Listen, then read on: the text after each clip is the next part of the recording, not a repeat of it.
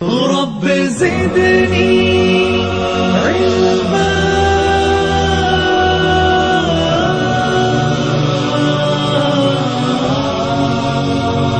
الحمد لله وكفى وسلام على عباده الذين اصطفى وصل وسلم على حبيبنا المجتبى وعلى آله وصحبه نجوم الهدى وقادة التقى. أما بعد فأعوذ بالله من الشيطان الرجيم. بسم الله الرحمن الرحيم. قد أفلح المؤمنون الذين هم في صلاتهم خاشعون والذين هم عن اللغو معرضون. صدق الله مولانا العظيم.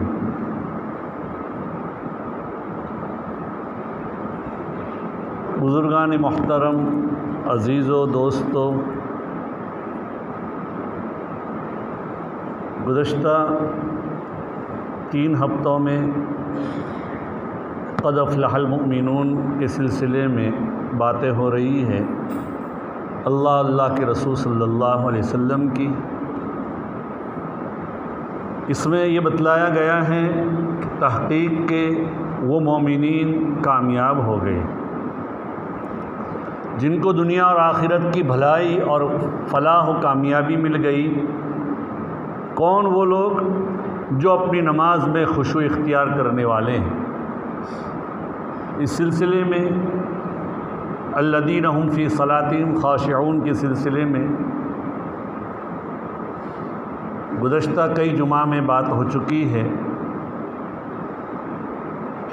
آج مزید آگے بات کر رہے ہیں کہ وہ مومنین فلاح و کامیاب ہو گئے جو اپنی نمازوں میں خشوع اختیار کرنے والے ہیں. اور کامیابی سے مراد دنیا آخرت کی کامیابی. دوسری وہ کون؟ والذین هم عن اللغو معرضون. وہ لوگ کامیاب ہو گئے جو لغو باتوں سے، بیہودہ کاموں سے اعراض کرتے ہیں. لغو سے کیا مراد ہے؟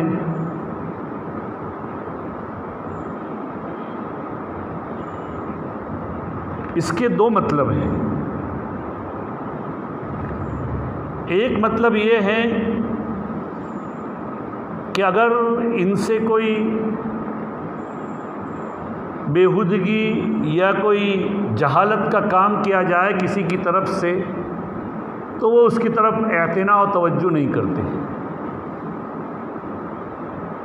بلکہ وہ اپنے کاموں میں لگے رہتے ہیں.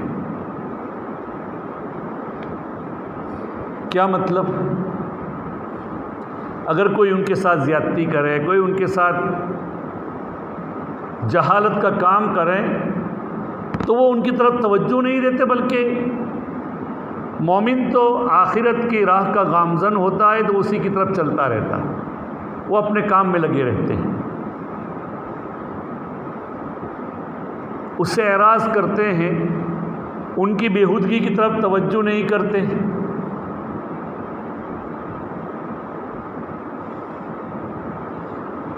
کسی نے ان کے ساتھ اگر حد تجاوزی کی ہے تو اس کا بدلہ نہیں لیتے، وہ اپنے آپ کو اس کے اندر مشغول نہیں کرتے.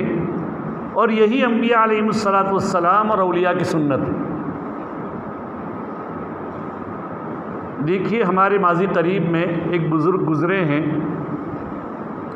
حضرت مولانا شاہ اسماعیل شہید نور اللہ مرقدہ برد مزجع. بڑے خاندان کے شہزادے قسم کے آدمی تھے.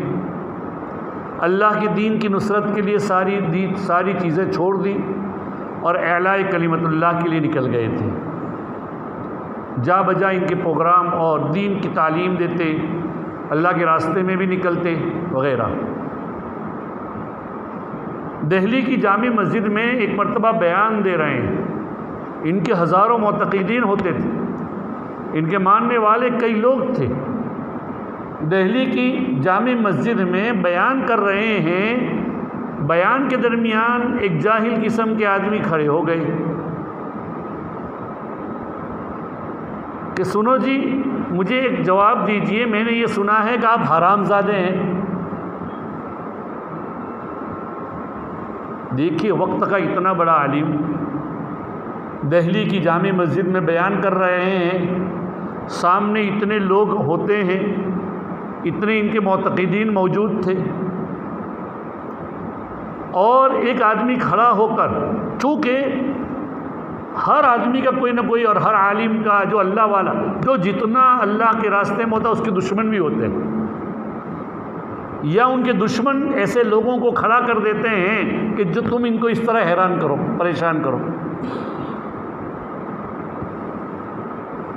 اور اس میں علماء کے لیے، دین کے کام کرنے والوں کے لیے ایک رہنمائی بھی ہے کہ بھئی اگر ایسے کوئی برائی کرنے والے یا ایسے پریشان کرنے والے ہیں تو دین کے کام کرنے والوں کو کبیدہ اور رنجیدہ ہونے کی ضرورت نہیں ہے۔ جس درخت کے اوپر پھل ہوتے ہیں اسی پر پتھر گرتے ہیں۔ نیم کے اوپر کوئی پتھر نہیں مارتا، کڑوا ہے وہ لیکن آم کے اوپر لوگ پتھر مارتے ہیں۔ تو بہرحال شاہ اسماعیل شہید نور اللہ مرقدہ کو جب کہا کہ میں نے سنا ہے کہ آپ حرام زادے ہیں، حضرت نے جو جواب دیا، آج کل ہم ہوتے اور ان کا جواب دیجئے، پھر اس کے بعد میں مزید بات کرتا ہوں۔ حضرت نے جواب دیا کہ آپ کو یہ غلط خبر پہنچی ہے، میری والدہ کے ساتھ میرے والد کے نکاح کے گواہ آج بھی دہلی میں موجود ہیں۔ ایک شرعی مسئلہ ہی بتا دیا کہ بھئی میں نکاح سے پیدا ہوا ہوں، زنا وغیرہ سے پیدا نہیں، اور میرے والد کے ساتھ میری والدہ کے جو نکاح ہے آج بھی دہلی میں موجود ہے۔ اعراض نہیں، آج کل ہم ہوتے تو کیا جواب دیتے؟ اگر حضرت خود اگر معمولی اس کا جواب دیتے تب بھی چل جاتا، اور اگر معمولی اشارہ کر دیتے کسی ہزاروں کا مجمع تھا معتقدین کا تو اس کی مٹی پلید کر ڈالتے، اس کی ہڈی ٹکا بوٹی کر ڈالتے، ایسا کر دیتے۔ لیکن حضرت نے اتنا جواب دے کر خاموش ہو گئے، والذین هم عن اللغو معرضون۔ ہم ہوتے تو ہم تو کیا جواب دیتے؟ تو بھی حرام زادہ، تیرا باپ بھی حرام زادہ۔ یعنی یہ ہماری عادت ہے، حالانکہ شریعت اس کی بھی اجازت نہیں دیتی۔ جتنی تمہارے ساتھ کسی نے زیادتی کی اتنی ہی زیادتی کر سکتے، زیادہ نہیں۔ بہرحال اتنی بڑی گالی بولنے کے باوجود بھی کچھ بھی نہیں کیا اس کو، اور اتنا جواب دے کر آگے بڑھ گئے، اپنے کام میں لگے ہوئے۔ مومن تو ایسا ہی ہوتا ہے، کوئی اس کے ساتھ لغو اور لغویات کا کام کرتا ہے تو وہ اس کے بدلے کے در پہ نہیں ہوتا، بلکہ، اور آج کل تو کیا چل گیا ہے، آج کل تو اگر ہم بدلہ لینے پر قادر نہیں ہوتے یا اس طرح نہیں ہوتے تو سوشل میڈیا پر چڑھا دیتے ہیں۔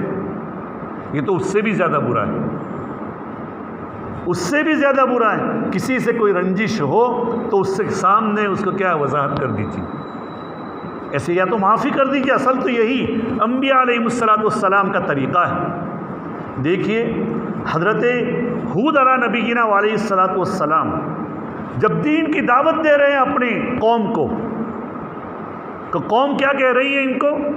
اِنَّا لَنَرَاكَ فِي صَفَاحَةٍ وَإِنَّا لَنَظُنُّكَ مِنَ الْكَاذِبِينَ۔ ہم تو آپ کو احمق اور بیوقوف پا رہے ہیں۔ آپ تو احمق اور بیوقوف کس کو کہہ رہے ہیں؟ وقت کے نبی کو قوم کہہ رہی ہے کہ ہم آپ کو بیوقوف اور احمق پا رہے ہیں، اور ہم آپ کو جھوٹا پا رہے ہیں۔ وَإِنَّا لَنَظُنُّكَ مِنَ الْكَاذِبِينَ، ہم آپ کے جھوٹا پا رہے ہیں۔ نبی کیا جواب دے رہا ہے؟ نبی اتنا، یا قومی لیس بی صفاحہ ولکنی رسول رب العالمین۔ اے میری قوم، دیکھو کیا کہہ رہے ہیں، ایک قوم نہیں کہہ رہے، اے میری قوم، تمہارے ساتھ میرا تمہیں لگاؤ ہے، تم میری قوم ہو، میں تمہاری بےہودگی کے اوپر میں تمہیں کوئی یہ نہیں، تم میری قوم ہو۔ یہ درد ہے نبی کے دل میں۔ مجھے کوئی بیوقوفی ہو، میں کوئی احمق نہیں ہوں، مجھ میں کوئی بیوقوفی نہیں ہے، میں تو عالمین کے پالنہار کا تمہارے پاس پیغمبر بن کر آیا ہوں۔ اس لیے کیسا جواب دیا؟ دیکھیے نبی اکرم صلی اللہ علیہ وسلم کی سنت دیکھ لیجئے، نبی اکرم صلی اللہ علیہ وسلم طائف دعوت کے لیے تشریف لے گئے۔ طائف والوں نے نبی اکرم صلی اللہ علیہ وسلم کو کیا جواب دیا آپ کو معلوم ہے؟ ابن عبدیہ لیل نے کیا جواب دیا؟ پتھروں کی بوچھار کر دی، اوباشوں کو پیچھے لگا دیا، آپ کے پیر لہو لہان ہو گئے وغیرہ۔ یہ حال ہوا۔ نبی کیا کہہ رہا ہے دعا؟ اللہم اہدی قومی فإنہم لا یعلمون۔ اے اللہ میری قوم کو تو ہدایت دیں، یہ میرے ساتھ جو سلوک کر رہے ہیں وہ تو ان کی لا علمی اور جہالت کی بنا پر ہو رہا ہے۔ نبی کا یہ طریقہ ہوتا ہے۔ تو انبیاء علیہ السلام کی طریقہ یہ ہے کہ وہ بیہودگی جو تمہارے پیچھے لگے ہوئے ان کی طرف کیا آدمی لگتا نہیں، اس کا جواب نہیں دیتا۔ اگرچہ شریعت اجازت دیتی ہے کہ کوئی تمہارے ساتھ برائی کرے، جو کوئی تمہیں مارے، تم اس کو اتنا ہی کیا ہے بدلہ دے سکتے ہو، لیکن انبیاء علیہ السلام کی سنت الگ ہی ہے، وہ معاف کرنے والے ہیں۔ دیکھیے نبی اکرم صلی اللہ علیہ وسلم کے حالات ہی میں دیکھیے، وہ مکے والے جو آپ کی قوم تھی، جنہوں نے 13 سال نبی کو ستایا، صحابہ کرام رضوان اللہ تعالیٰ علیہ مجمعین کو گرم ریت پر سلایا، سینوں پر پتھروں کی سل رکھ دی، بڑے بڑے پتھر رکھ دیے، جو تکلیف پہنچا سکتے تھے وہ تکلیف پہنچا دیا۔ 3 سال تک بائیکاٹ کیا نبی کا اور آپ کے ماننے والوں کا، اور شعب ابی طالب نے اللہ کے رسول گھیر گیا اور یہ کیا کہ ان سے کوئی لین دین نہ کریں، ان کے ساتھ کوئی خرید و فروخت نہ ہو، بالکل بائیکاٹ کر دیا۔ اس حال میں وہ قوم جس نے ان کو اتنا ستایا، اور پھر وہاں سے نبی اکرم صلی اللہ علیہ وسلم ہجرت کر کے مدینہ منورہ جب تشریف لے گئے، اور اس کے بعد جب واپس آئے اور فتح مکہ ہوا، مکہ کے فتح کے موقع پر کیا حال ہوا؟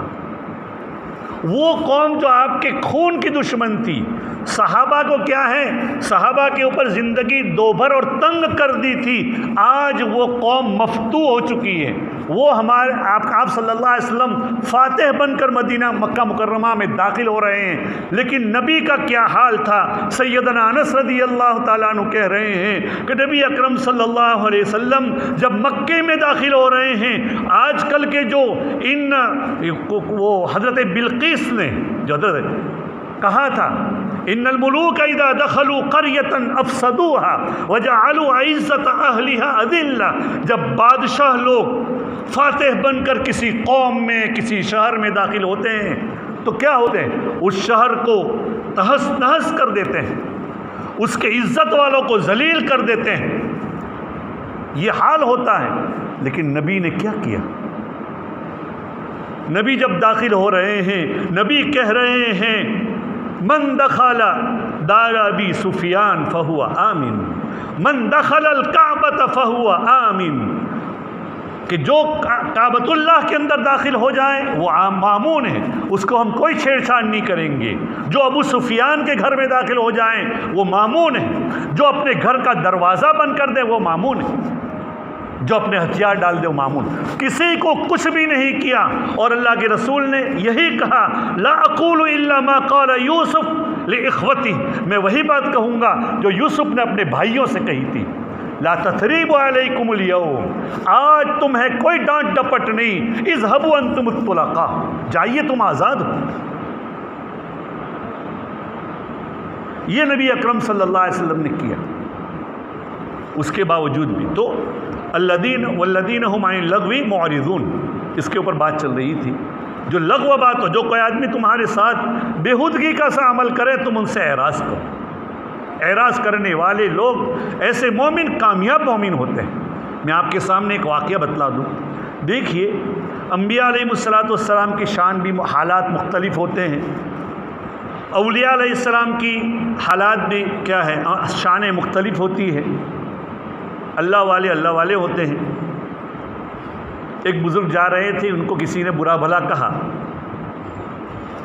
تو اس بزرگ نے شاگرد سے کہا کہ ارے اس کو ایک تھپڑ مار دو۔ خادم جو ساتھ میں تھے جو مرید تھے انہوں نے نہیں ماری۔ تھوڑی ہی دیر میں آسمان سے ایک پکڑ آ گئی، اس آدمی کو کیا ہلاک ہو گیا، وہ آدمی مر گیا۔ تھوڑی ہی دیر میں اللہ کی طرف سے بعض مرتبہ ایسا پکڑ آتی۔ اس بزرگ نے کہا تم نے اگر تھپڑ مار دی ہوتی اس کی جان بچ جاتی۔ بعضوں کی نسبتیں اتنی قوی ہوتی ہیں، ان نسبتوں کے قوی ہونے کی بنا پر بعض بزرگان دین بدلہ بھی لے لیتے ہیں اور بعض بدلہ نہیں لیتے۔ ایک بزرگ کے پاس ایک آدمی آیا دہلی کے اندر اور کہا کہ میں نے سنا کہ اللہ والوں کی حالتیں اور شان مختلف ہوتی ہے، کوئی کسی وصف کا حامل ہوتا ہے، کسی کے اندر کوئی صفت پائی جاتی ہے، کسی کے اندر کوئی صفت پائی جاتی ہے، مجھے دیکھنا ہے۔ اس بزرگ نے کہا ارے کس چکر میں پڑے ہو، اپنا کام سے کام لگے رہو، اپنے کام میں لگے رہو، لیکن مجھے دیکھنا ہی دیکھنا ہے۔ اس نے کہا اس نے اصرار کیا تو کہا چل دیکھنا ہے آپ کو؟ ہاں دیکھنا ہے۔ کہا کہ دہلی کی فلاں مسجد میں جاؤ، 3 بزرگ بیٹھے ہوئے ہوں گے، ان تینوں کو، اور وہ اللہ کا ذکر کر رہے ہوں گے، تینوں کو تم ایک ایک مکہ مارنا، گھونسا مارنا ایک ایک جا کر۔ کیا کرتے ہیں دیکھو۔ اس نے پہلے کو جا کر ایک گھونسا مارا، اس نے اس طرف توجہ ہی نہیں دی۔ دوسرے کو مارا، دوسرا مڑا اور ایک گھونسا مارا، پھر اپنے ذکر و اذکار میں مشغول ہو گیا۔ تیسرے کو جب مارا تو تیسرے نے اس کا ہاتھ پکڑ لیا، یار تیرے ہاتھ میں درد ہوا ہوگا۔ بات پوری ہو گئی۔ اس بزرگ کے پاس آئے اور اس کے بعد اس نے یہ واقعہ بتلایا۔ کہا کہ دیکھیے جو پہلا ہے، جس کو تم نے گھونسا مارا، جس نے جواب نہیں دیا، اس کا مقصد یہ تھا ارے میں تجھ میں کیوں مشغول ہوں، میں رب العالمین کے ذکر میں مشغول ہوں، تیری طرف توجہ دے کر میں اپنا وقت کیوں برباد کروں۔ دوسرا جس نے بدلہ لے لیا ایک گھونسا مار کر، اس نے جو پہلے نے جو کیا ہے وہ سنت کے مطابق ہے۔ نبی اکرم صلی اللہ علیہ وسلم، حضرت ہود اور دوسرے میں نے بزرگوں کے واقعات سے بتلا دیا کہ یہی عین سنت ہے کہ برائی کا بدلہ برائی سے نہ دیا جائے، بلکہ اس کی طرف اعراض کیا جائے، اس کی طرف توجہ ہی نہ ہو، والذین هم عن اللغو معرضون کی بنا پر۔ دوسرے نے جو مارا ہے وہ بھی اپنی جگہ پر بالکل سچ تھا، بالکل یقین، وہ بالکل یہ تھا کہ کہیں ایسا نہ ہو کہ اللہ کی طرف سے اس کے اوپر پکڑ آ جائے۔